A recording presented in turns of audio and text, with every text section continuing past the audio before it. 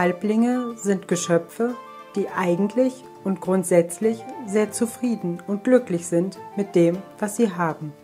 Das ist ihre Natur. Was sie überhaupt nicht sind, ist reisefreudig und unternehmungslustig. Ihr größtes Bestreben ist es, die schönsten und prächtigsten Blumengärten anzulegen. Und so hätte es aus dem Leben dieser von Grund auf friedfertigen Geschöpfe nicht viel zu berichten gegeben, wäre da nicht diese kleine Gruppe von ihnen, die ganz entgegen ihrer Art abenteuerlustig und Neuem gegenüber durchaus aufgeschlossen ist. Gilbert Gernegroß hatte seinerzeit in seiner Heimat einen mittelgroßen Hof mit Schweinen und Schafen und einer Kuh. Dieser Hof ist jedoch durch ein Hochwasser fast vollständig zerstört worden. Und Gilbert fiel es nach diesem Unglück sehr schwer, sich mit der neuen Situation anzufreunden. Er hätte es zunächst nicht zugegeben, aber er begann bereits, sich nicht mehr so sehr an den Blumen in den Vorgärten der anderen Halblinge zu erfreuen, wie es angemessen gewesen wäre. Es begab sich, dass sein Bruder Randolph, seines Zeichens Bierbrauer, sich zur gleichen Zeit gewissermaßen in einer Zwickmühle befand. Er wollte gerne neue Biersorten ausprobieren, aber der Wirt des Dorfes und die anderen Halblinge waren wenig begeistert von dieser Idee. Zu viel Aufregung und zu viel Veränderung. An einem Abend mit viel frisch gebrautem Bier und Würfelspielen kam den beiden Brüdern schließlich die Idee, die alles verändern sollte. Sie würden ihr Glück in der Fremde suchen. Sie wollten nach Osten ziehen und dort eine neue Siedlung gründen. Für einen Halbling eine geradezu tollkühne Unternehmung. Lotti Gernegroß, die Frau von Gilbert und Tochter des Bürgermeisters, war zunächst zwar alles andere als angetan von der Vorstellung, ihre Heimat verlassen zu müssen, ließ sich aber letztendlich doch umstimmen.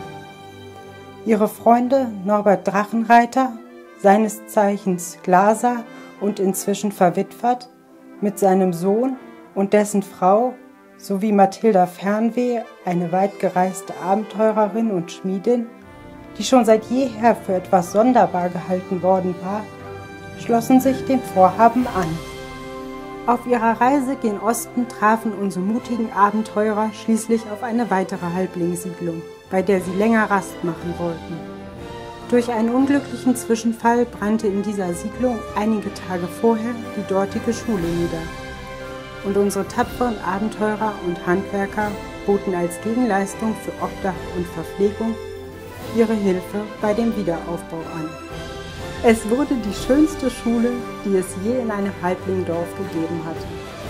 Über dem Eingangstor hatte sie ein großes und farbenprächtiges Buntglasfenster, gefertigt von Norbert Drachenreiter und bald weit über die Grenzen des Dorfes berühmt.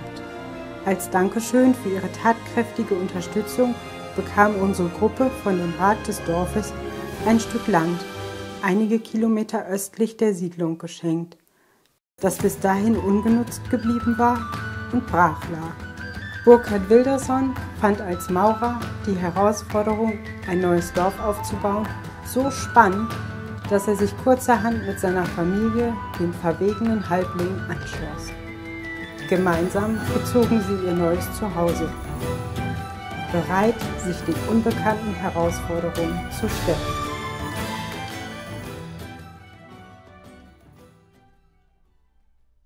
Das ist die Hintergrundgeschichte von Halblingen.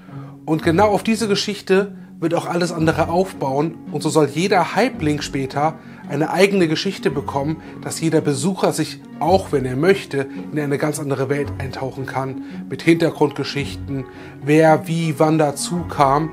Und das wollen wir richtig spannend aufbauen und haben dazu auch sehr viele Ideen. Und das ist die Basis davon.